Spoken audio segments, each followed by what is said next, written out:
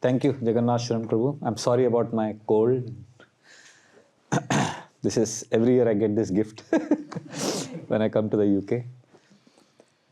I have very beautiful memories of coming here. I've come here twice before. I remember once we spoke on hearing, and I remember the discussions we had. And I remember once we spoke on parenting also. Although I've never been a parent, some questions came up and we had a good discussion. So I have that memory. But that time the asana was there. Yes. Yes. Yeah. Very happy to be here again. And you've given me a topic which is very close to my heart. Change your thoughts, transform your life.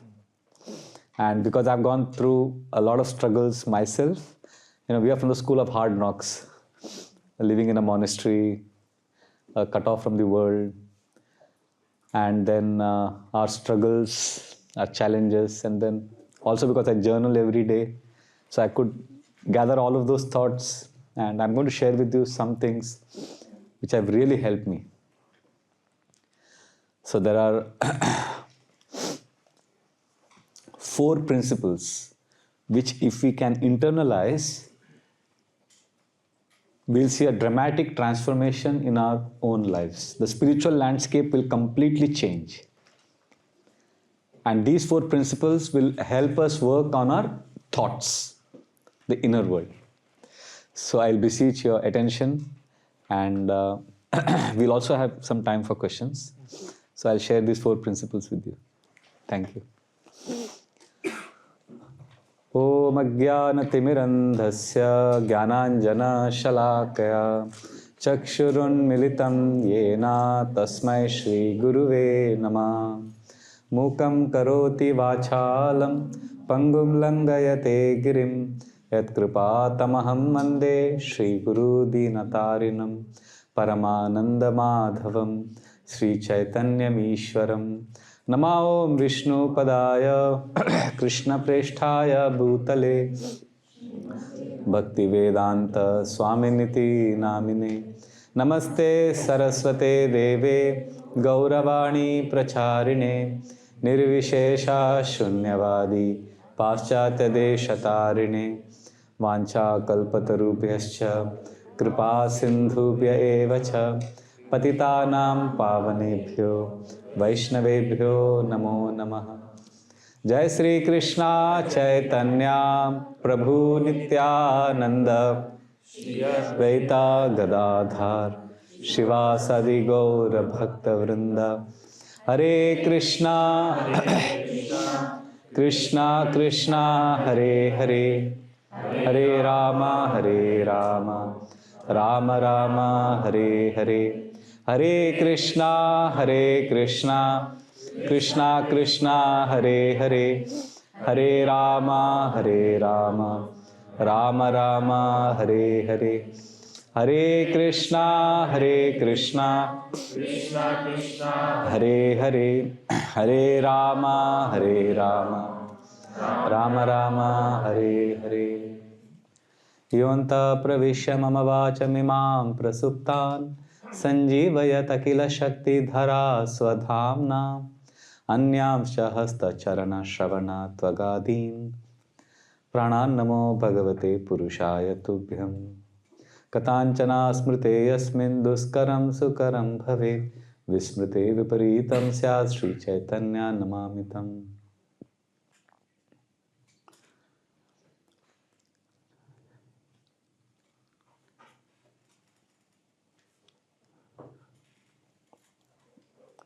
Hare Krishna.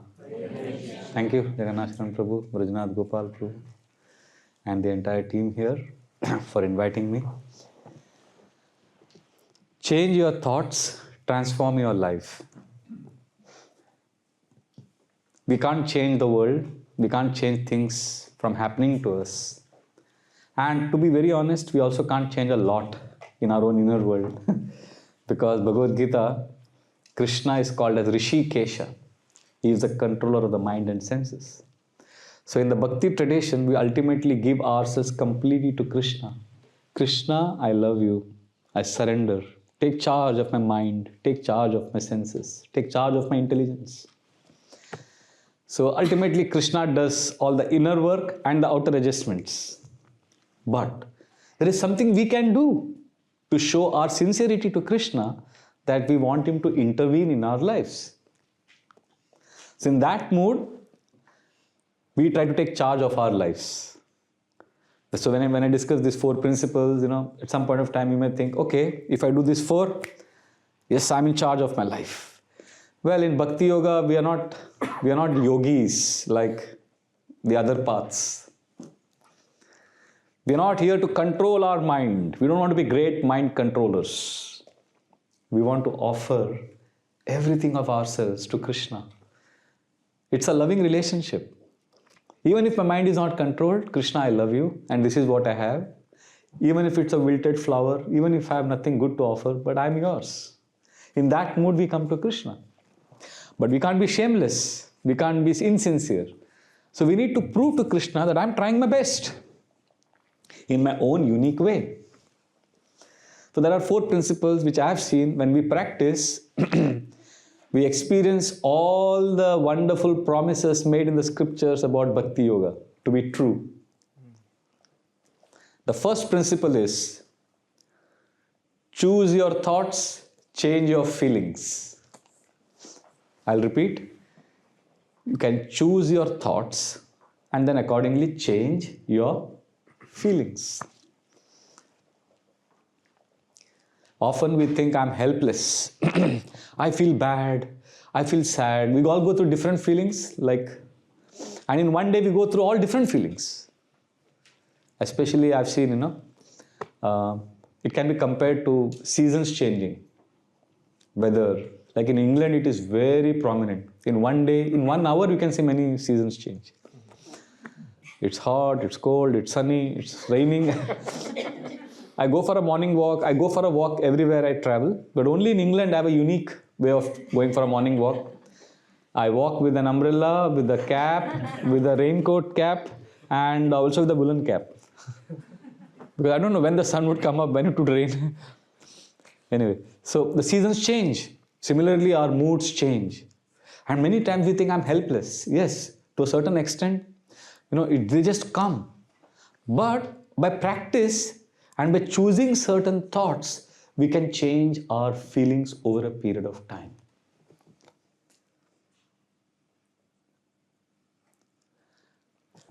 There is a situation, same situation, 2 different people. I don't know if you've realized, there can be a same situation for 2 people, but both can have different emotions. Have you ever experienced it? That in a same situation, 2 different people have 2 different emotions. That means those feelings are not they're not independent. They're coming from somewhere. That's the point I'm trying to make. I'll give an example. You are in a plane.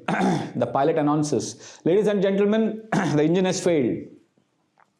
And the plane is going to crash. But don't worry, we have parachutes for everyone.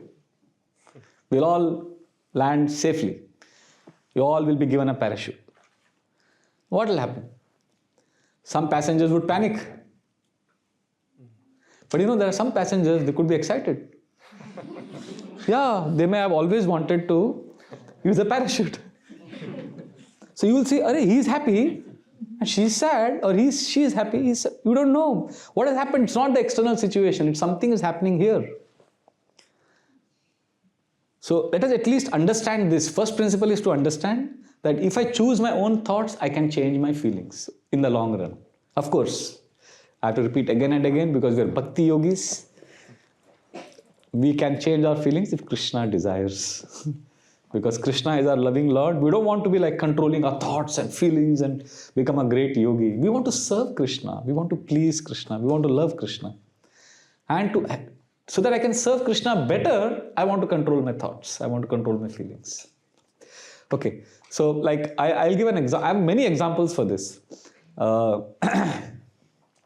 I remember, when was this? Yes, in 2004 or 5, we were going to Mayapur. Anybody been to Mayapur?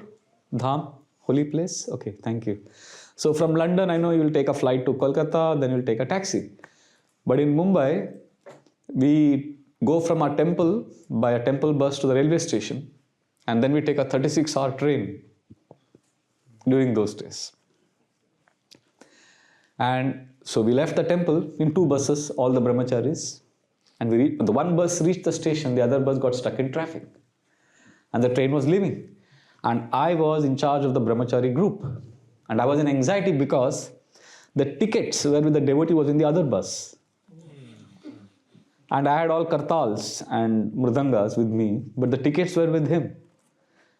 And all of us were in the train, but the other bus is still not come. And it's time for the train to depart, to leave.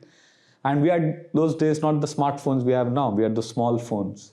And I'm calling him, he says, Prabhu, we are still half an hour away. There's bad traffic. And I'm like, what to do? I'm in so much anxiety. And I'm seeing this other brahmachari with me, he's my assistant and he's like very peaceful. Prabhu, don't worry, everything will sort out, relax. I'm like, how can he be so peaceful? I was so agitated, in so much anxiety, but I kept looking at him, but I was calling different people. Nothing could be done, and the train began. And now, in India, I don't know if you know this, trains have a chain. If you pull the chain, the train stops. So we had no choice but to pull the chain. And the train stopped after it left the station, and then that gave us some time, some buffer. And we pulled the chain maybe 7 or 8 times. The train would start, we pulled the chain. And the officials couldn't trace out who was pulling the chain because somebody would pull chain from one bathroom and then rush to another compartment like that. So by that time, these guys came and we were all seated. And then I was like, relieved. And this devotee, friend of mine, Gauranga Priya Prabhu, I have told his name now. He was the one who was going around pulling all the chains. He said from childhood he had a desire to pull the chain.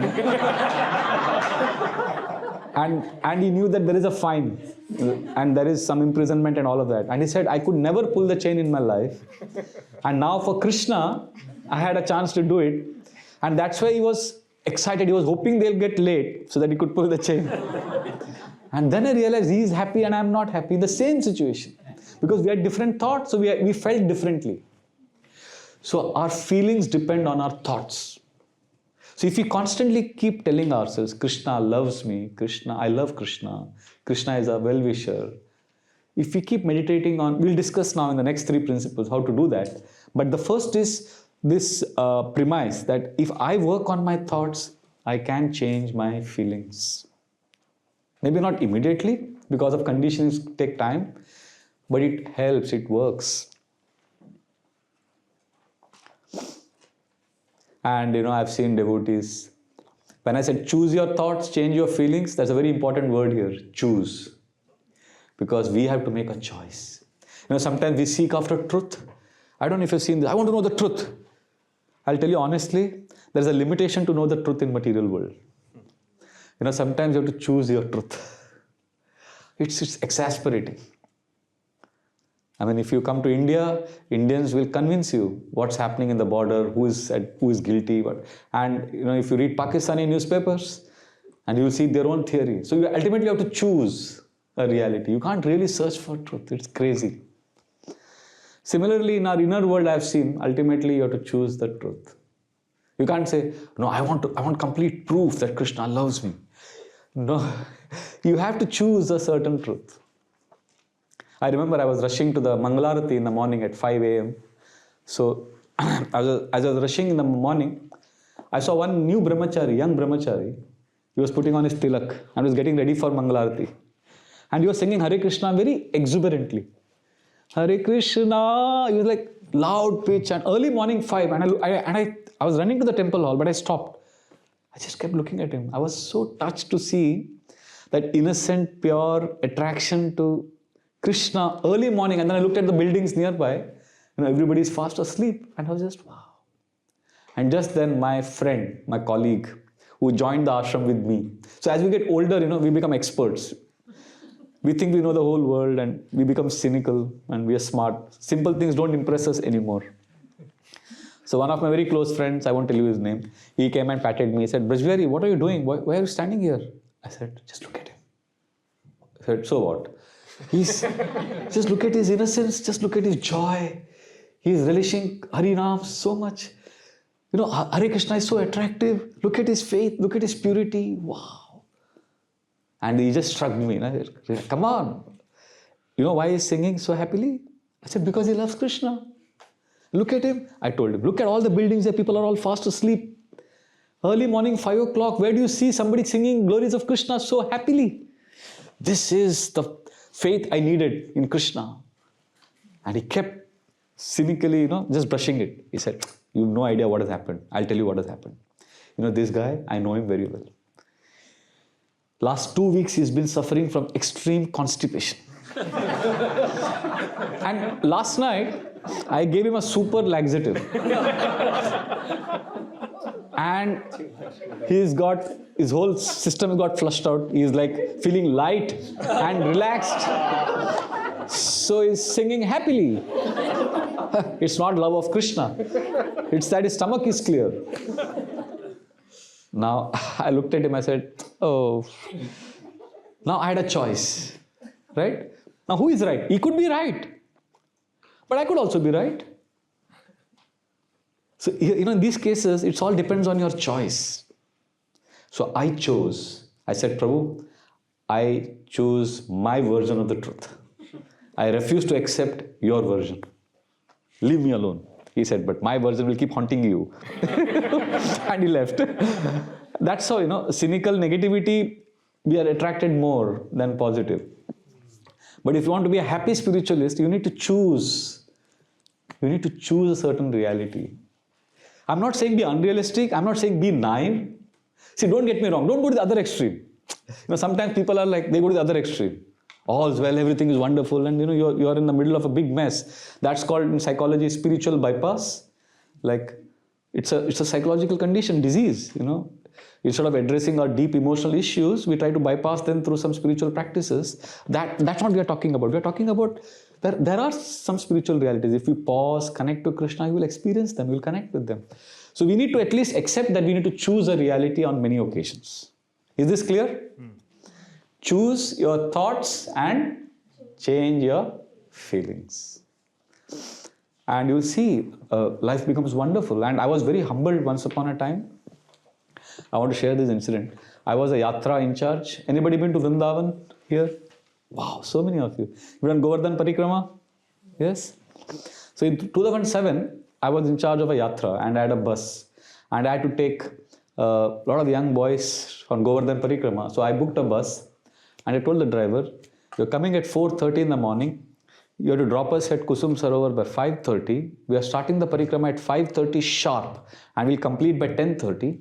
And 11, we are boarding the bus and we want to be back in Krishna Balram temple by 12. Everything planned to the T. Perfect planning. I was a manager. And in Vrindavan, Krishna is the doer. But I was the doer. I wanted to plan everything perfectly. I was the yatra in charge. I was also giving spiritual discourses, but I was also organizing the yatra. And I told all the boys, come on, everybody ready, 4:30. The bus has come. And what this driver had done, he had not filled the gas tank. So midway, when we reached, there is a long road when we turn towards Govardhan. There's a long road, you keep going straight, and there are only fields on both sides. Now, of course, there are buildings come up, but in 2007, there's empty fields. You could stare for miles, there's nothing. And for a long stretch, straight road, there's nothing, only fields. And right in the middle of the road, he stopped. He's saying, there's no gas, no petrol. And I said, no, you have to do something. I was so angry. And just at that time, during those days, now Vrindavan, Uttar Pradesh has changed a lot. There's a lot of hygiene, a lot of development and all that, because there is a yogi who has come as the chief minister. But earlier, in Vrindavan at that time, early in the morning, people would go to the fields to respond to nature's call. That was their open toilet. So there is an elderly Brajavasi, old man, walking with the lota. You know what is a lota? A big pot. And he had his sacred thread tied on his right ear. So obviously he's going to the toilet. And he comes walking. And I'm like standing there and all these people are chanting. And I'm like, oh, my whole plan has gone for a toss. And I was like so angry. And this driver is also very relaxed. Vrindavan people, they don't care much about our Bombay management. And I was like frustrated. And then this elderly Brajvasi comes to me. He says, Baba ji, kya ho gaya? I said, I just brushed him aside. He said, petrol chahiye? You want petrol? I said, I have petrol. And he showed me his pot. I said, what? Petrol? Ah. 200 rupiya do. Petrol le lo. And the driver, I thought he must be cheating me. But the driver had some, I think they have some sense, they have some, I don't know, some body language they understand. He said, Prabhuji, ye barobar hai, de do. And he put it, I gave him the money, and I was only wanting to get things done. So I said, okay, good, we got petrol. And then we did it, and we went, and we reached on time, we did the whole thing, we came back, I gave class on how Krishna is the doer, and Krishna is wonderful, Vrindavan, Hari Bol. But for me, it was just one tick. I had got the job done. At the end of the yatra, after 5 days, when we were going back to Mumbai, we had a concluding session. I asked everyone, what are the highlight of the yatra? What nourished you the most? So I thought they'll say, this particular class nourished me the most, or this particular parikrama, or this thing, that darshan, special darshan at Radha Raman temple, or the special Mahaprasad we had at Radha Damodar temple. None of this. Everybody said unanimously, oh, Krishna sent that Babaji with petrol in the middle of nowhere. And I realized, yeah, they chose to see Krishna there. And I chose to see logistics. It was a choice, a wrong choice I made. And I learned the hard way. And I was so humbled because they were the boys, I was mentoring them. I was teaching them how to see Krishna in day-to-day life. And here, I was left with egg on my face. I was like, oh, yes. It never occurred to me that Krishna had come that day. So the point I'm making is sometimes we are so busy in our day-to-day lives, we forget to see how Krishna can show up in such beautiful ways. Now, isn't this an amazing thing how Krishna showed up? I can tell you hundreds of examples. I've started a journal every night before sleeping. I write a journal called How Did Krishna Show Up Today? And initially when I started, for 5 to 6 days I would get one incident in 5 to 6 days. And I had nothing to write. But there are occasions now I see sometimes in one day there are 5-6 incidents to write about how Krishna showed up today. If we choose a reality, if we choose certain way we want to think, then we can see Krishna's hand. You can say, oh Prabhu, it is a coincidence, but then I can give you many examples of many such coincidences which defy logic. Anyway, that's not debate. We don't want to debate there. But let us choose our thoughts. Now you'll say, okay, I want to choose my certain thoughts and I want to change my feelings, but how do I choose my thoughts? I feel helpless. Therefore, Bhagavad Gita says, the 14th chapter, 16th chapter, 17th chapter teaches us the science of the 3 modes. Do you know about this? Sattva, Rajas and Tamo. Goodness, passion and ignorance. These are 3 all-pervading energies in nature. So if you choose Sattva lifestyle, what is Sattva? Goodness? Anybody would like to share? What is Sattva? What happens when you are in Sattva energy? What do you do when you are in Sattva? You're peaceful. What else? Like, what are the activities a person in Sattva does? Selfless service. Anything else? Anything less abstract? Like anything you could? They're clean. They're clean. They take bath maybe twice a day. What else? They follow 4 regulative principles. What do they do? Chant. They chant. Yeah. Anything else? Let's not talk about devotional part. General Sattva. They'll take what kind of food? They'll take food which is not too much masala. It's not like, it's not intense, they'll take fresh vegetables, fresh fruits. The clothes they wear would be fresh. They may not wear, they'll be clean, as you said. They'll also, what are the kind of music they will hear? More soothing. They would be slow. They would be present. They would be with you when they're talking to you. And they would radiate a certain kind of joy. That is Sattva. There's a little bit of detachment in them, like, okay, they're not in a hurry to get things done, and they're not like, but they get things done. They're peaceful, basically. That is Sattva. Rajas is, what is Rajas? Passion. Passion means action. They're fighting, running. And then tamas, lazy, sleepy, intoxicated. That's tamas. So that's why you see temples open at morning 5 o'clock. Liquor bars close at that time. They don't open at 5 in the morning because they need a certain kind of energy. Stock markets flourish in the daytime. Passion, rajoguna. So we need to choose sattva thoughts. Like I got a phone call from one of my very close brahmachari friends. Vraja Bihari, you're coming for the yatra with all the ISKCON Youth Services group, and I'm booking your tickets. Pack your bags. We are leaving in 3 hours. I said, no, Prabhu, I can't come. I've got so many services. So we negotiated for half an hour. It was 3 hours later we had to leave. And then finally, and he's a tough negotiator, this friend of mine, he's a temple manager. He never takes a no for an answer. And he called me on my landline, and I was in my room. And I was also tough. I held my ground. And after half an hour, I hung up. And he said, okay, you're not coming this year, you're coming next year. I said, no, I can't come next year because I have these services. But he can't take a no for an answer. Finally, he booked me for 7 years later. Because he wants, yes, he's like a hardcore manager. And I was like, okay, 7 years, no, what will happen? We don't know in 7 years. So anyway, we hung up and then I sat on my chair.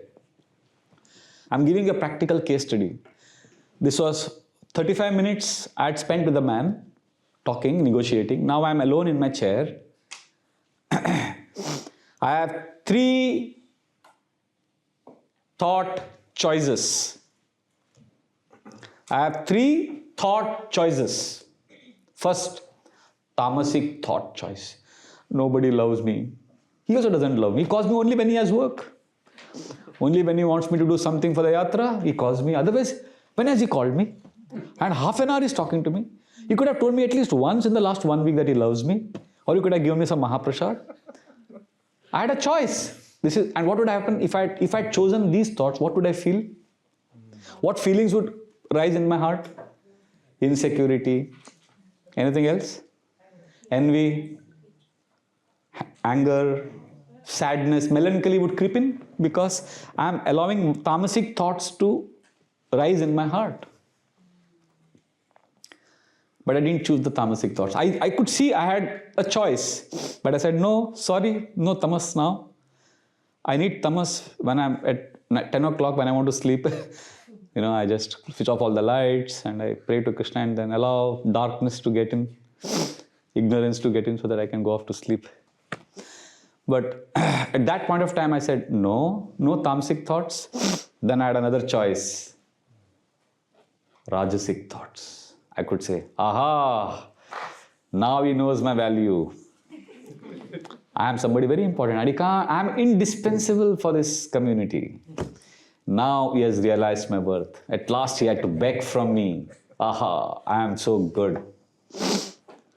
This is Rajasic. Passion, ambition, drive.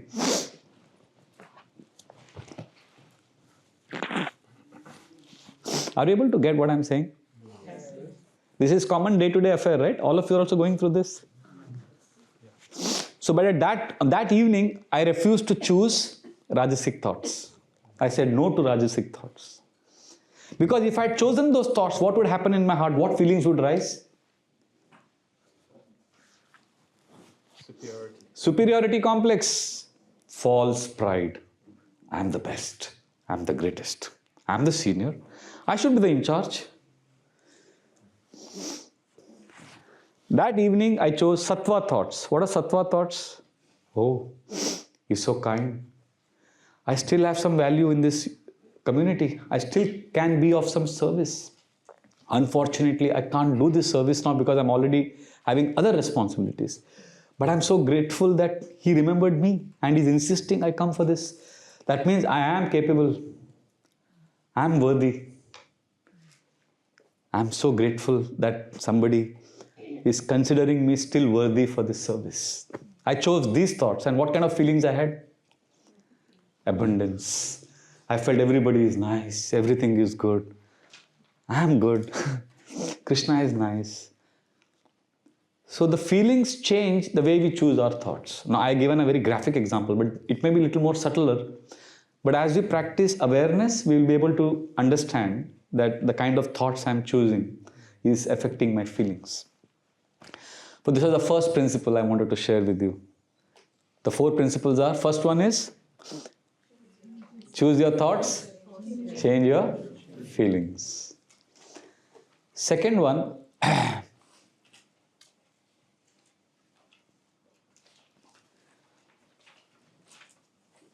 first see the gains, then see the gaps. I will repeat. First see the gains, G-A-I-N-S, and then see the gaps. What do I mean by this? I have seen many devotees are victims of this.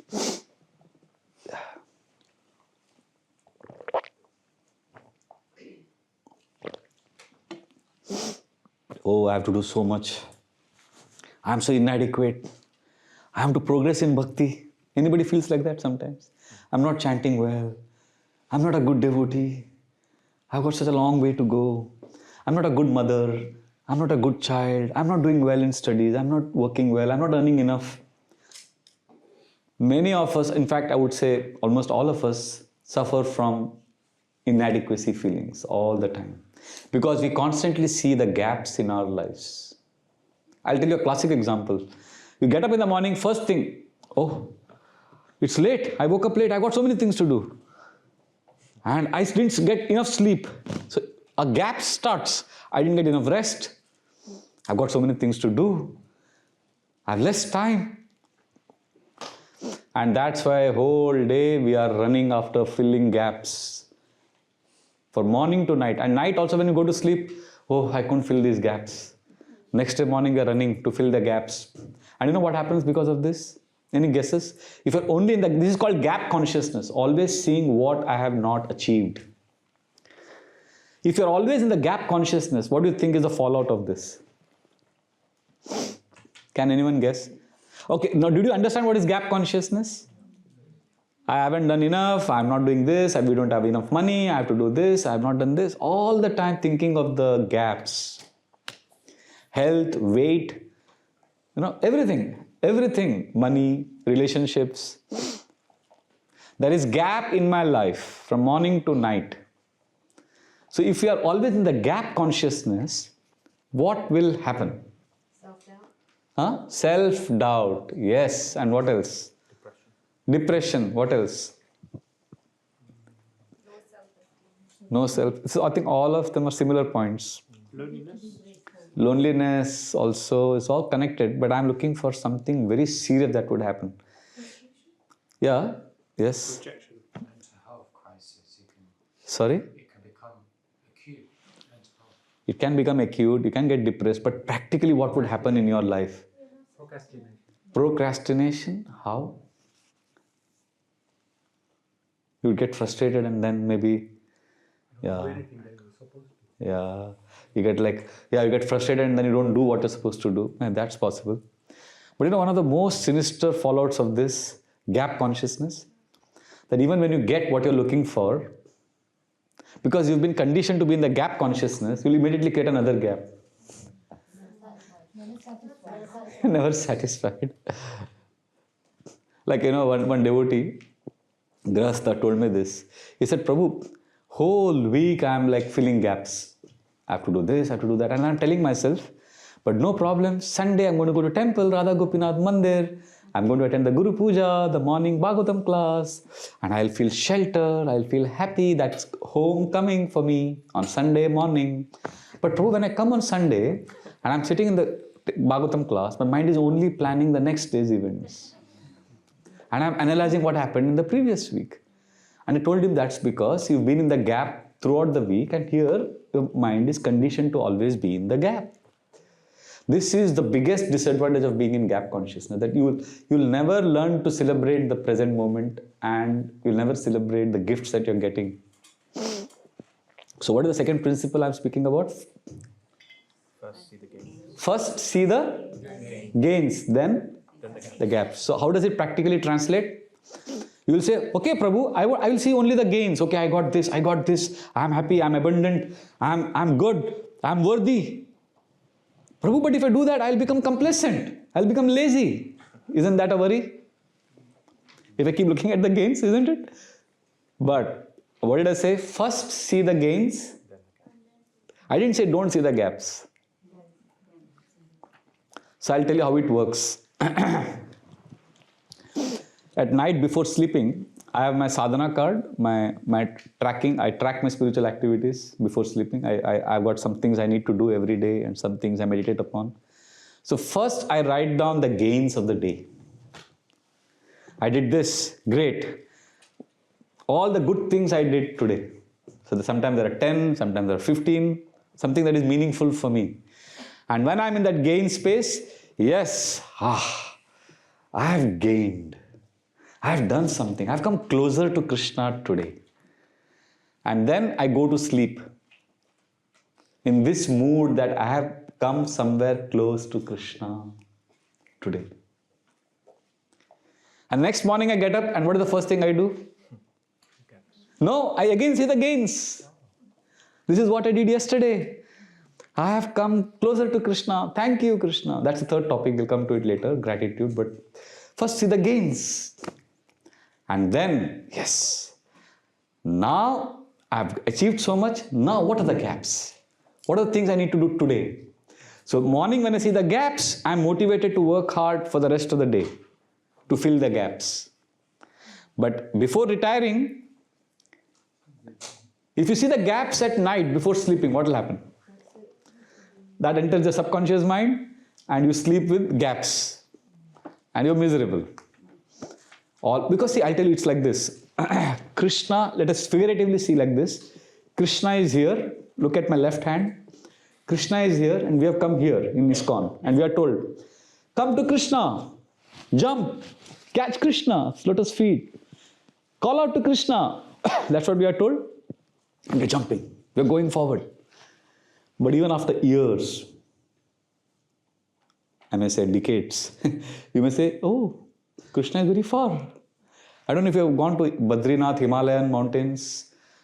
Gone? You know, I went for a trek once to Vasudhara Falls and the guide told us, oh, that's Vasudhara Falls. It will take us 4 hours. 4 hours? I'll reach there in half an hour. I thought it's so close by. He laughed. He chuckled to himself. He knew that I have no experience. And I walked. Even after 4 hours, it was so far away. It's so misleading. It appears to be very close. But when you walk, you realize it's very far. And that's how Krishna is. Oh, Krishna, just stand Hare Krishna and oh, I have Krishna. And then you say, oh, Krishna is very far.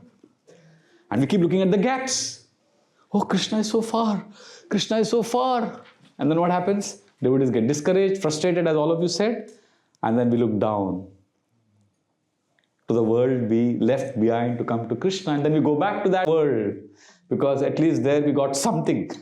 Even though it was suffering, but it was material. But we prefer certain material things than uncertain spiritual gifts. So therefore, we need to see the gains every day. I am coming closer to Krishna. This is what I have done. I have done 10 things today. So when you see the gains first, and then see the gaps, you will be inspired to fill the gaps. And you will be positive. Is this okay? Hare Krishna. This is the second principle. Third principle is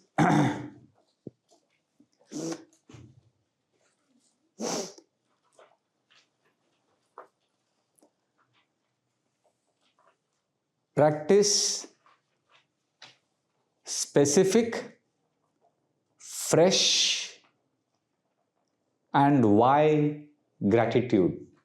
I'll repeat. Practice specific. What is the second one? Fresh and why gratitude. Each word here is extremely important. First word is practice. And gratitude is a practice. Gratitude is not a feeling. Oh, I feel grateful. No, you may not feel grateful, but you can still practice gratitude. And what are the 3 types of gratitude, or what are the 3 aspects to gratitude? What is the first? What is the first? What does specific mean? Thanking God for something specific. Not, I've seen Prabhu devotees say, thank you Krishna for everything. Well, everything means nothing. Be specific. Kunti Devi in our Bhagavatam prayers, you've seen from the first canto, 9th chapter. She doesn't say, Krishna, thank you for everything. She says, Vishan Mahagne Purushada Darshanad Asat Sabhaya Vanavasa Krishrita. So she's giving all the examples. Yata Rishikesha Kalena Devaki Kamsena Ruddhati Chiram Sucharpita Vimochitaham Chasahatmaja Vibhu. 1, 2, 3, 4 specific instances or specific things I want to thank Krishna for. So first, gratitude is a practice, and secondly, it has to be specific, not general. And then practice, specific, and what else I said? Fresh gratitude, because gratitude can also become hackneyed, boring, mechanical, ritualistic. And I started gratitude practices. Thank you, Krishna, for giving me wonderful parents. Thank you, Krishna, for giving me amazing Guru Maharaj. And after a few days, you repeat the same thing. It's like, there is no energy, there is no emotion there, because it's like every day you're repeating it. So I changed the whole game. I said, let me practice fresh gratitude. What has happened in the last 24 hours that I'm really grateful for? So then during the day, my eyes and ears are open to look out for something that I'm really grateful for. So I'm always attentive, not always, I mean, I'm trying to be attentive, but if I'm in the space of fresh gratitude, then I'm looking out for good things to happen to me, and I attract good things, and then I thank the Lord for them, then I attract more of those things. It's a virtuous cycle. Like if I have to write a gratitude journal right now, fresh gratitude, last 24 hours. Okay, I'll give you 1 minute. Just list down the things that you're grateful for in the last 24 hours that has happened to you. You have paper and pen. Don't think too much, just write. 1, 2, 3, 4. Let's see if you can get 25 in 1 minute. Just start writing what are you grateful for. Okay, if not the last 24 hours, at least last 48 hours. Okay, last 1 week. Okay, last 1 year. Okay, since birth, be grateful for something.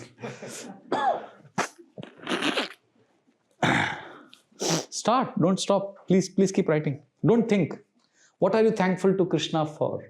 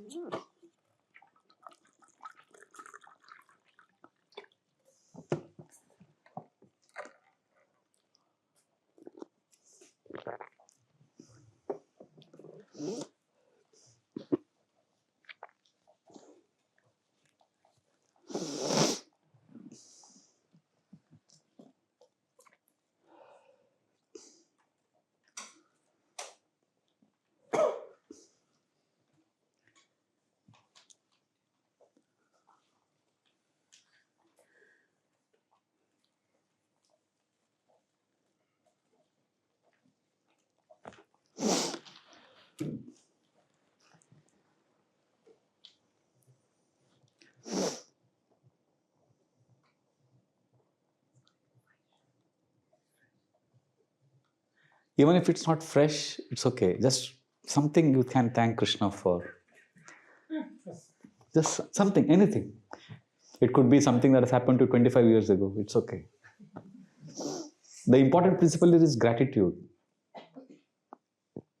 Okay, you've done? We'll stop. So what I'm doing is I'm forcing you to think of the good thing that has happened in the last 20. If I had to write this gratitude journal now, I would write a few things like what has happened in the last 24 hours. Okay, 1. Today, I heard Chopati Bhagavatam class by one of our brahmacharis, and I called him and I thanked him. And he was so overwhelmed. We didn't expect that I'm so busy in London, I would hear his class. And just seeing him happy made me so happy. Thank you, Krishna. That is 1. Second, I would thank Krishna, something fresh. I went for Guru Puja in the temple hall, and then I went to Prabhupada's quarters. I chanted 8 rounds there, and I felt very sheltered. That's the second thing I would thank Krishna for. Third, I went to one devotee's house for lunch, and with an old friend, and he and his wife asked me some questions, and I was surprised by the answers I gave, and I know that it was not me, it was the Lord in the heart who saw my sincerity to help them and guided me to say the right things which really resonated with them. So thank you, Krishna, for that. So these are the 3 things I would thank if I had to write a gratitude, fresh gratitude right now. So can you understand what's happening if you do this every day? What would happen to your consciousness? You are acknowledging a power beyond yourself. You are becoming humble. You are also becoming small, and you are connecting to divinity. It's palpable, isn't it? So this is fresh. And what is the third aspect of gratitude? Why? This is very important. I don't know if you realize, when I was explaining my 3 principles, three gratitude things, there was the answer to why. Why am I grateful for this experience? See, if you say, I'm very grateful because I had an exotic breakfast today. Thank you, Krishna. But why are you grateful for a breakfast? Because I'm a foodie. I like good food. Okay, that's in one sentence. Just write one sentence. Why? I'm very grateful, Krishna, that I could chant in Prabhupada's quarters today because I felt a sense of shelter. Thank you, Krishna. Thank you, Krishna, for giving me the intelligence to call up this brahmachari and thank him for the class, because I felt a lot of love exchanges and I was so happy to see him happy. So when we answer why, we are investing emotion and energy in the gratitude. And it's that energy, it's not the external saying thank you. You know, in social etiquette, we are taught from childhood. When somebody gives you a cup of water, we say thank you. Thank you, we use it so loosely. As I saw one video where Gaur Gopal Prabhu says, oh, people say it's one thing to say a thank you, but another thing to mean a thank you. And it's a completely different thing to live a thank you. So to live a thank you, we need to have a why. So this is a gratitude practice. So what are the 3 principles? We discussed 3 or 2? 3. What are the first? Choose your thoughts. Change your feelings. Second, first see the gains, then see the gaps. And third, practice specific, fresh and why gratitude. And the 4th important principle is appreciate a reality beyond self. I will repeat. Appreciate a reality beyond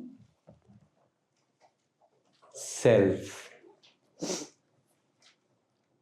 Would anyone like to explain what I mean by this sentence? Appreciate a reality beyond self. Generally, when we appreciate someone or something, we may be trapped by the self.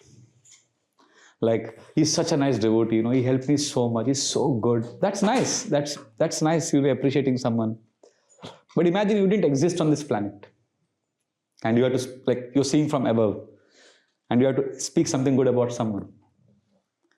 If you can appreciate one person every day without the self being involved, you will see your thoughts dramatically change.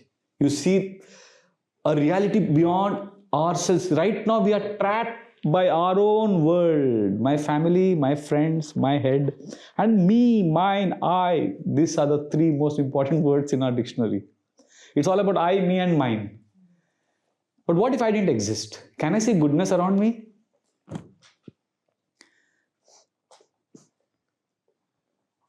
Think of what I'm saying now. Like, I had a friend, Gujarati boy, Jigar.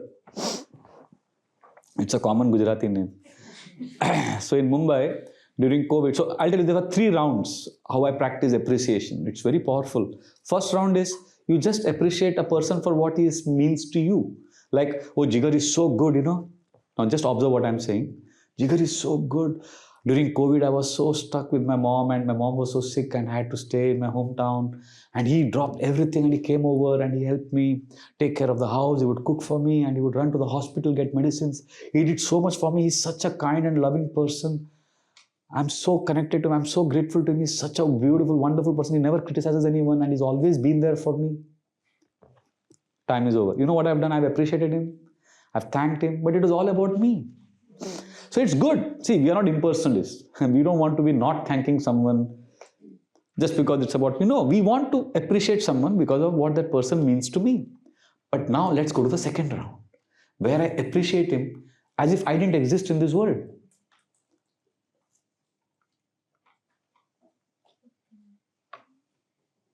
You feel like it's a God sent. Yes. So that's good. First round is that. He's God sent. He's helped me so much. But are you getting what I'm saying? Second round? What did I say in the second round? What do you need to do? Appreciate him as if? So you know what I would do? Jigar is amazing. Now notice what I'm saying now. Compare it with what I said in the previous round. Second round is, Jigar is amazing. He loves his mom so much. She cooks breakfast for him every day, packs his lunch. And then when he comes home, she feeds him hot dinner. So you know how he reciprocates with her? Every Saturday, Sunday, he cooks 3 times a day for his mom. And he takes care of her like a queen on those 2 days. And every year he goes to Gaya and performs the Pinda Tarpan for his departed father. And he is very respectful to elders. And he's got the best employee award in his company 7 times in the last 8 years. Are you seeing what is happening? Is there anywhere, do you see Vraja Bihari there? I'm appreciating him, but I'm not saying anything about what he has done for me.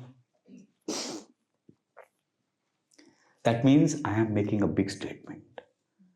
There is a lot to this universe. There is much more to the universe than me. Unfortunately, we are unable to, if you're not able to appreciate this point, I'm sorry, I'm not trying to discourage you, I'm just saying you may be stuck with I. But if you can appreciate this, you will slowly begin to realize that you are tiny, insignificant, and there is a beautiful reality which is beyond you. Imagine if you die now, will it make any difference to the planet? Will the IPL stop? In India, everybody's Bollywood movies stop producing films? No, everything will go on. Nothing, we mean nothing to nobody. So might as well live in that space of appreciating this giant cosmos. And then what will happen if you live in the second space of appreciation? You will inadvertently slip to the third space of appreciation where you will see divinity in Jigar. Like I see, wow, Jigar is serving his parents so much. So one day I had an altercation with him. I got upset and then suddenly I remembered, oh, he loves his father so much. He goes and performs his Pinda Tarpan. And Prabhupada dedicates his Krishna book to his father. And he loves his mom so much. Jigar loves his mom so much. And Chaitanya Mahaprabhu is known as Matra Bhakta Shiromani. So Jigar is following the footsteps of Prabhupada and Chaitanya Mahaprabhu. So I'm seeing divinity in Jigar now. You start seeing divinity in all the human beings when you see them beyond yourself. And then this world becomes Sukham Vishwam Purna Sukhayate Vidhi Mahendradi Shakitayate. The Bhagavatam says that for a pure devotee, this world becomes a beautiful, happy place. But we have heard that this world is a place of suffering. How can pure devotees be always happy? Because they're not thinking about themselves. They're thinking about Krishna and others independent of themselves. I know it's difficult to practice. That's why I've given you a practice.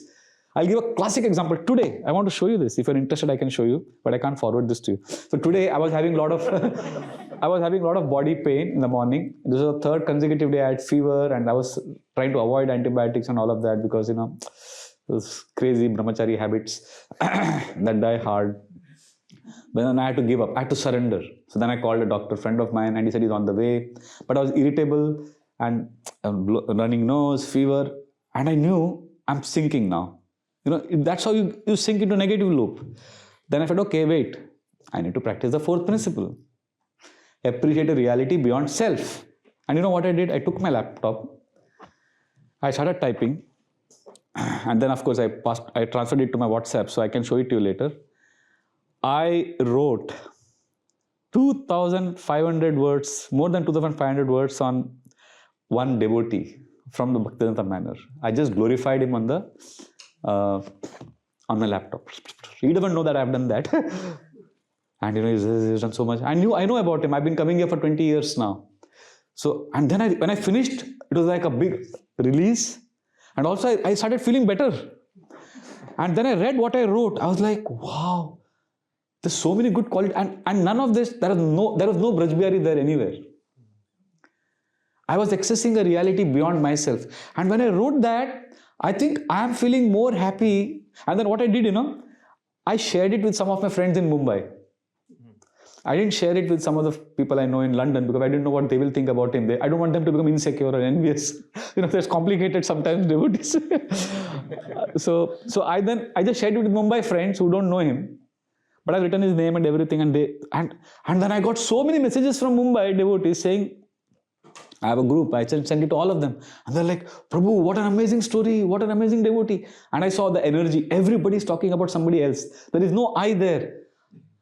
None of us in Mumbai were talking about ourselves, our problems, which we are anyway talking all the time. And I could see a whole energy. I was physically in a mess, but I was in high spirits. And the entire journey in the car, I was in space of love. Parth was driving me. I don't know where he is. Parth? Oh, he's there somewhere. Oh, he's there. So he was driving me. And the whole time I was tired. My body was in pain, but I was in ecstasy. So I'm not claiming, I'm not like this all the time. I do have low time moments, but I don't want to, you are anyway discouraged. I'm supposed to give you hope. So I don't want to tell you my sob story and make you more miserable. So I'm telling you my good moments, when I have won or when I'm doing well. So today is one of those days. And this letter, I'm like so excited. And devotees are sharing and they're saying, wow, wow, wow. And then I also realized I didn't know about the glories of this devotee so much. So because of the practice of appreciation, this is what happens. So why did I say this? Appreciating our reality beyond self. So when these four principles are ingrained in us, you will see your thoughts have changed and your spiritual life has transformed dramatically. And you may be suffering because suffering is common. Nobody is spared, but you'll be comfortable in your own skin and you'll feel, ठीक है यार, ये life जी लेंगे, Krishna. I love you, even if, recently I was chanting and my japa was a drag. I was like, Krishna, and that moment I could offer this prayer and suddenly my consciousness changed.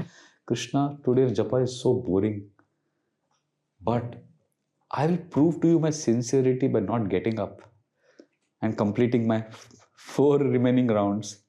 I don't want to chant. This is extremely a big drag for me right now. My mind is protesting, my body is aching, but I want to show you that I love you. I don't know what the holy name is. I'm in a mess right now, but I will prove to you my sincerity. And then I chanted. I was like struggling, but again, Krishna, I want to show you I'm sincere. Hare Krishna. And after those 4 rounds got over, I felt a certain sense of peace in my heart. And I felt this choice I made is more powerful than a million kirtan melas that you attend. Because kirtan melas is all about feeling good. Oh, I liked it. Oh, the kirtan was so nice. I was so happy. Or the prasadam, or the sanghas, or the darshan was so good. It's all emotional bhakti. I like it. Oh, bhakti is so good. Nice friends. But actual bhakti begins when we enter the space of existential bhakti, where regardless of what I feel, what happens to me, I am Krishna's. And there what we experience is called shelter. That's beyond the feel good. That's the joy of chastity. Now what we're experiencing is the thrill of romance. There is a difference between the thrill of romance and the joy of chastity. Thrill of romance is, wow, bhakti is so amazing.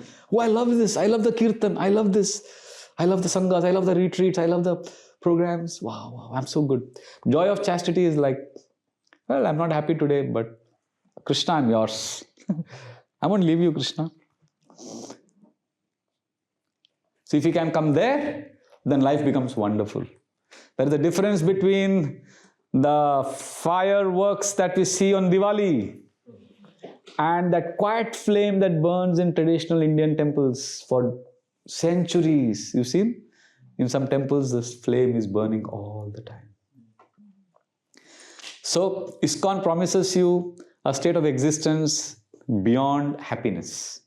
But to go there, we need to transform, we need to change our thoughts, our thinking process.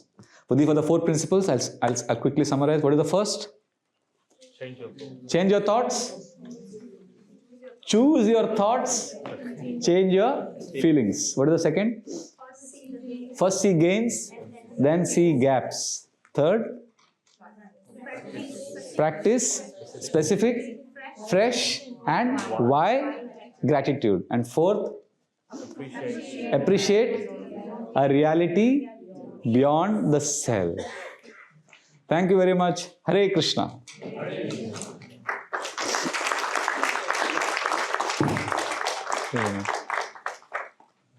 So we'd like to invite anybody who'd like to ask a question. If we can keep it specific to what was discussed today, rather than being more general, in the theme of what we said. Would you like to, would anybody like to come with a question? Yes. Thank you both for that. Amazing. Lots to take away today. I had a question around appreciate reality for yourself. And when you said see the divinity in other people, how do you deal with, I don't want to ask this, how do you deal with divinity when someone's angry towards you? Okay, I'll answer that question. Just give me a second. There's a poem I wrote. I just want it in case I need to read it for you later. But I don't want to lose that. I'm just searching for it.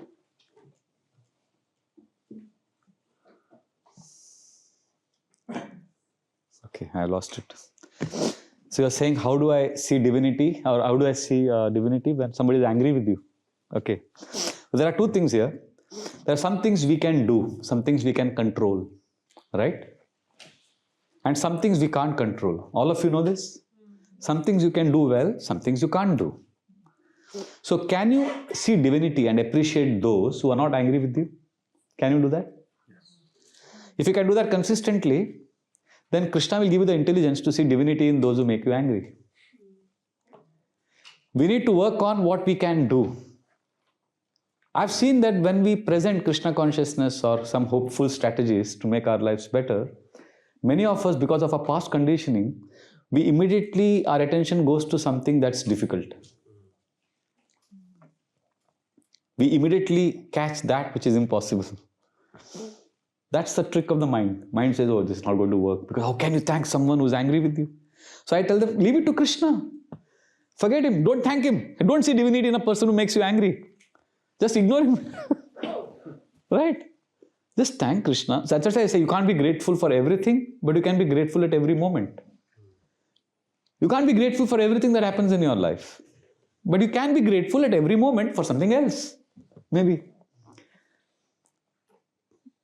When we were students in school, our maths exam, our teachers would always tell us, when you get the question paper, first solve the easy sums. First solve the questions which you can. And then when you have time, attempt the difficult ones. Isn't that what you would do? You are practical, pragmatic. But when it comes to spiritual life, we immediately want to grab that which is very difficult. And we make our lives more miserable. Like I remember in one seminar I did, it was on forgiveness, and somebody said, how do you forgive those who have offended you and who have hurt you? I said, forget that. First forgive those who have not offended you so much. No. First do things which you can. First do what is possible. So that's my answer to your question. Okay, thank you. Thank you. Anyone else?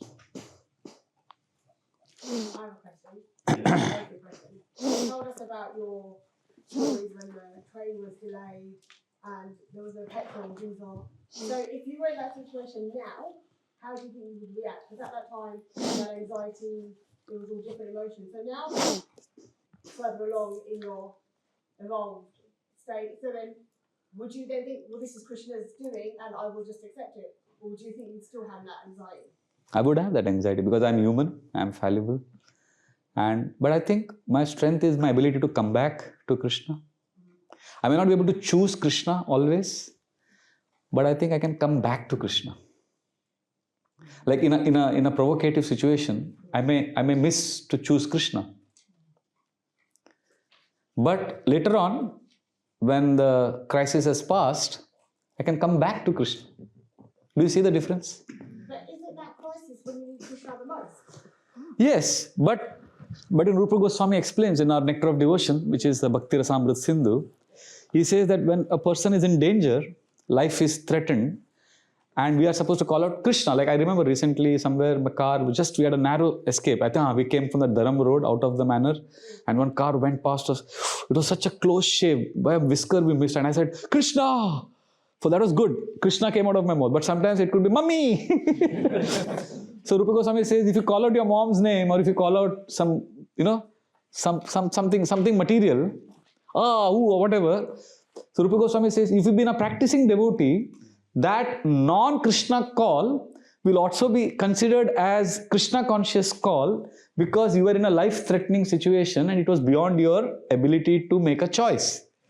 So Krishna is kind. I'm going to be honest, I nearly died last month. So Sorry? I nearly died last month. So I'm back, I'm living because of Krishna. Yes. So I know that, but when I was in that state, my only go-to was Krishna. So that's why I asked that question. Yeah. Yeah, I'm just trying to be, I'm glad you shared this. Yeah. See, I prefer always to under-promise and over-deliver. Like, I prefer to say, I want to remember Krishna, it's okay. I try to tell you all of that, but ideally we want to remember Krishna, we want to take shelter of Krishna, and that's what will happen. But still, if you can't, don't beat yourself up. You are still dear to Krishna. See, if you practiced all the time, then at the right time, Krishna will help you remember. And even if you don't remember, you are sincere. See, those moments, it's executive bhakti. It's effective bhakti. It's an effect of what you've done all the time. You can't plan. Crisis is it's sudden. You can't say, oh, now I'm going to say Hare Krishna. Suddenly it happens, right? But now what you're practicing is called executive bhakti. You are executing bhakti. And at a certain points, there is an effective bhakti that happens beyond your control. It just happens. So yes, if that crisis happens now, I cannot say right now how I would react. Depends on the intensity. Because 3 years ago, I lost my passport bag at the Madrid airport and I was going to US. It was a panic situation. Now, and I'd already given seminars on breathing, journaling. I'm a great advocate of, I can't say this in India because it's not politically correct to say, but in West I always say, I preach BJP. Breathing, journaling and praying. That is my... So I'm a BJP preacher, So breathing, I had given a seminar on breathing, journaling and all of that. And here I am at Madrid airport, my passport bag is missing and I'm panicking. And then I said, wait, Krishna, I've lost it, but I can't get it back in the next 1 minute. So let me just breathe. So I relaxed. And then things fell in place. Ram was there. I called Ram, and then things happened. I got the bag. But the point is, we need, it helps. Like a practice helps you during crisis. I saw it a few times happen with me, and sometimes it hasn't helped me. So I can't say it's always, I've chosen Krishna, but at least I've been able to come back to Krishna. I'll come back to you, Prabhu. Just give me a second. So is that okay? So yeah, we go through crisis. I can't assure you what I would do now, but I'm confident that once the crisis has passed, I'll come back to Krishna. And you know what gives me a lot of strength? There is one verse in the scriptures where Krishna tells Arjuna, in the Adi Purana, I think. You can repeat this verse after me. I will explain the meaning later. It's a beautiful verse. Hear attentively. Yadi vatapi doshena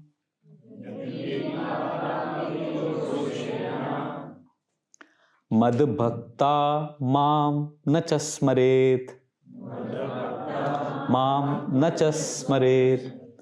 aham smarami mad bhakta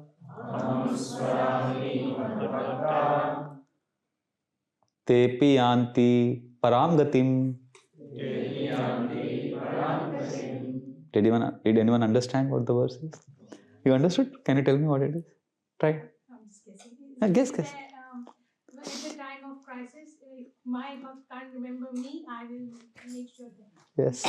Yadi vatapi devshana, because of imbalance of air in the body, because of the anxiety, yadi vatapi doshena, mad bhakta mam nacha smaret. My devotee is not able to remember me. Krishna is assuring, aham smarami mad bhakta, I will remember you. And I will get you back to me. Tepi anti parambati. I will get you back to me. Now, this is not a license for us to be complacent. Oh, Krishna is going to remember me. No. When I can, I remember. I do everything possible, knowing that Krishna loves me more than I love him. Is that okay? Yes, sorry, I kept you waiting. You had a comment. Hare Krishna. Question was to do with how can you be positive when you feel used sometimes by certain people? Yeah, you can't. But how can you stop the feeling of being negative towards You can't. a certain person? Yeah. Especially when maybe you've helped somebody, but then you realize actually I've been used, but then Yeah. you get over that. Yeah, I'm glad you asked this question because often, when we come for spiritual programs, satsang and all, even journaling workshops, I've seen we sometimes go back feeling that, okay, I'm in charge of my life. I can do things on my own. I'm independent. No, sorry. We are an interdependent society. We all need each other. So these practices cannot be done in isolation. We need a society. We need good friends. We need meaningful relationships. So during such times, you need someone to talk to. You need someone to take counseling from. Like I do journaling workshops and people think, okay, I'm a lone wolf. I can just write journals and connect to Krishna. No, I tell them. Even Adolf Hitler wrote journals every day. So journal writing can make you Adolf Hitler if you don't have a proper conscience. So we don't have a foolproof, okay, now I'm just going to be positive. I'm just going to do these 4 things. No, but we need love. We need society. We have our social needs. We need to look out for friends. So at such times when life is overwhelming, we need to be vulnerable. We need to come to someone and say, Prabhu, Mataji, help me. I need help. I'm a big preacher. I'm great. I know all the techniques. A doctor also goes to another doctor. So we need to see. I've seen one of the mistakes devotees do often is we put up a mask. During COVID, did you all put up mask? In India, everybody had this mask. So what happens if you put on a mask the whole time? What happens? You feel suffocated, but you also feel safe because you have a mask on. Look at the paradox. A mask makes you feel safe, but it also suffocates you. So when I put on a mask, here I am, Vraja Bihari Das, a monk for 27 years. I've got all the answers for all the questions. Hari Bol Prabhus. I'm putting on a mask. So I feel safe with that mask. You can't intrude my space and I'm good. I'm strong. But also it suffocates. So I need someone, somewhere. Or you've seen an armor? In India, we have a Prince of Wales museum where we have Shivaji Maharaj's armor. Now this is the armor he wore and fought battles. And today, 5 men are needed to lift it. So you can imagine this man was wearing it and fighting. It's amazing. So what happens when you put on an armor? You feel strong. I've seen when you put on an armor, you feel, wow, I can fight with everyone. You feel strong when you have an armor, but you also get exhausted. So when I put on an armor of a preacher, of knowing all the Bhagavad Gita verses and everything, okay, how to solve this problem, I feel strong, but I got exhausted at the end of the day. But I call just one friend, Prabhu, I need you. Are you there? Can we talk? Somehow connecting to live relationships. ISKCON society needs devotees to have meaningful relationships with each other. Non-judgmental acceptance is what everybody is looking for. So the kind of situation you're talking about, we need to have positive affirmations, what I spoke about, but we also need to simultaneously have good relationships. They're complementary. It's not exclusive. Thank you. Thank you.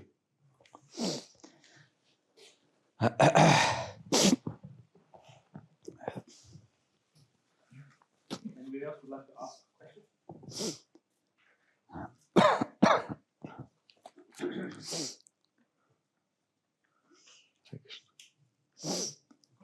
Hare Krishna. Hare Krishna. I've heard you before You come up with amazing teachings.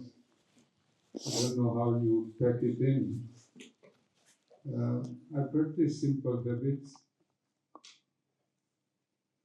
You mentioned about being grateful, fresh gratitude.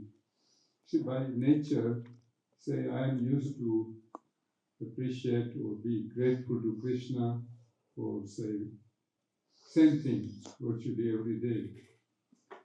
Being grateful for health, or what we have, family, and well-being. But how do you now start to change Don't change. for the fresh? No, don't change. See, as long as you are able to invest emotions and energy in that gratitude, continue. The goal was not fresh gratitude is not, then it becomes a ritual. See, I want you to connect to the principle of gratitude, even if it's old, even if it's old and stale gratitude, as long as you are able to connect with Krishna, because the scriptures explain, yena kena prakarena manah Krishna niveshayat, somehow or the other fix your mind on Krishna. If it helps you to remember Krishna with feeling for your health every day, great. Why do you want to change it? Continue. Don't add something which Vraja Bihari has said and don't confuse your, don't make your life more miserable. Like somebody after journaling workshop, somebody tells me, I have no time, Prabhuji, I've got so many things to do. How can I add journaling in my life? I said, don't add journaling in your life. Tell me, is there something that helps you connect with Krishna? Do that more. I don't want to burden you with more things because already your life has enough obligations, enough burdens. You come to Hare Krishna, we are supposed to make your life easier, not give you more and more stuff. So if you are able to thank Krishna for the same things, great. Go on. The goal is not to complicate your life with new techniques. The goal is to help you somehow offer your emotions to Krishna. Like if you can offer the same thing every day, great.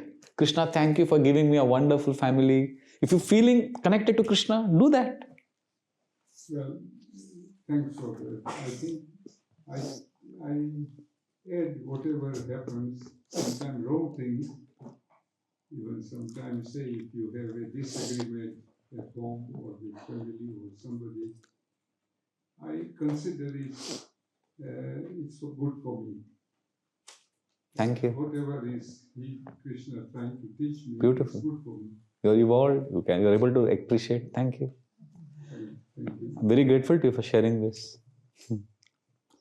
See, gratitude, what do you think? Do you think happy people are grateful in this world? What do you think? Not necessary. But do you think grateful people are happy? In fact, grateful people may not be happy. Like I remember, we lost 10 devotees in an air crash in Mumbai in 2012. It was a tragedy, devastating tragedy in our community. We were confused, we were hurt, we were sad, we were angry with Krishna. And then His Holiness Radhana Swami Maharaj was in America. He came back to Chowpatty and we had a 2-day memorial festival for these 11 devotees who lost their life. One of them was a brahmachari. He was in Nepal. And Maharaj called this 2-day festival as not a memorial festival. He called it as a festival of gratitude. So in that space of gratitude, we were not happy. But because we entered that space of gratitude, remembering each of those devotees for their wonderful qualities, for how they influenced our lives, we were not happy, but we were, I don't know what it was. It's ineffable.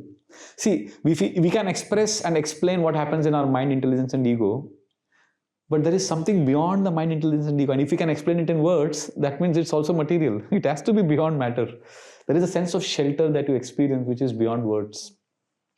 So if you're able to experience that relationship with Krishna, by thanking Krishna for the same things every day, great. Do that. Do that. Because happy people may not be grateful, but grateful people are very fulfilled. Okay, I'll give you 2 choices. I'll end with this. You have a choice to be rich or a choice to feel rich. What is the first choice? Be rich. What is the second? Feel rich. What would you prefer? You are saying feel rich, but I know what you really want. I know you better. You are struggling, you will want to be rich.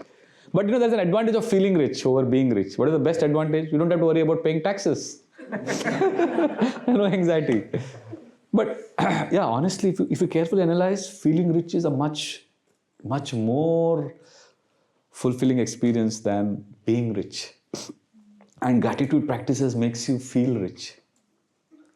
Even though life goes through its crazy ups and downs, no one is spared, huh? No one is spared. Everyone. You may think, oh Prabhuji, but your life is amazing, you are a monk, you don't have Jamela or family. Well, there are many closely guarded secrets, even in the renounced order. Everybody has struggles, everybody has challenges. But gratitude, these 4 principles are a game changer. They make you feel Krishna loves me, I'm happy, I'm safe. Let me be with Krishna. Let my life go wherever Krishna wants me to take. But I belong to Krishna. Is that okay? Thank you so much. His Grace Vraja Bihari.